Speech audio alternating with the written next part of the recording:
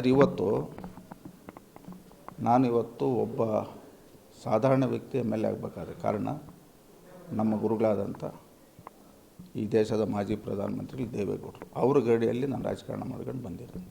2019ರಲ್ಲಿ ನಮ್ಮ ರಾಜ್ಯದಲ್ಲಿ ಕಾಂಗ್ರೆಸ್ ಮತ್ತು JDS ಸರ್ಕಾರ ಮಾಡಿದಂಥ ಸಂದರ್ಭದಲ್ಲಿ ನಮ್ಮ ದೇವೇಗೌಡರು ಒಂದು ಸೂಚನೆ ಕೊಟ್ಟರು.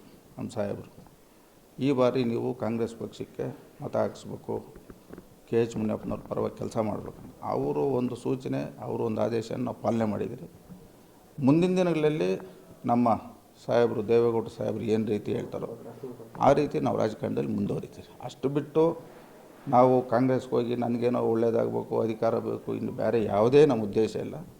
ನಾವು ರಾಜಕಾರಣ ಮಾಡಬೇಕಾಗಿರೋದು ಮುಖ್ಯವಾಗಿ ಇವತ್ತು ದೇವೇಗೌಡರ ಮೇಲೆ ಒಂದು ಅಭಿಮಾನ. ಈ ಕ್ಷೇತ್ರದ ಮತದಾರರು ಇವತ್ತು ಇರ್ತಕ್ಕಂಥ ಪರಿಸ್ಥಿತಿ ನೋಡಿ ಈ ಕ್ಷೇತ್ರ ಅಭಿವೃದ್ಧಿ ಆಗಬೇಕು, ಜನಸಾಮಾನ್ಯರು ನೆಮ್ಮದಿಯಾಗಿ ಬದುಕಬೇಕು. ಮುಖ್ಯವಾಗಿ ಇವತ್ತು ಸರ್ಕಾರದಿಂದ ಬರ್ತಕ್ಕಂಥ ಯೋಜನೆಗಳು ನೇರವಾಗಿ ಅದು ಫಲಾನುಭವಿಗಳು ಪ್ರತಿಯೊಬ್ಬರಿಗೂ ತಲುಪಬೇಕು ಅನ್ನೋ ಉದ್ದೇಶದಿಂದ ನಾನು ಕೆಲಸ ಮಾಡ್ತಾಯಿದ್ದೀನಿ. ಮುಂದೆ ಸಹ ಇದೇ ರೀತಿ ನಾನು ಮಾಡ್ಕೊಂಡು ಹೋಗ್ತೀನಿ.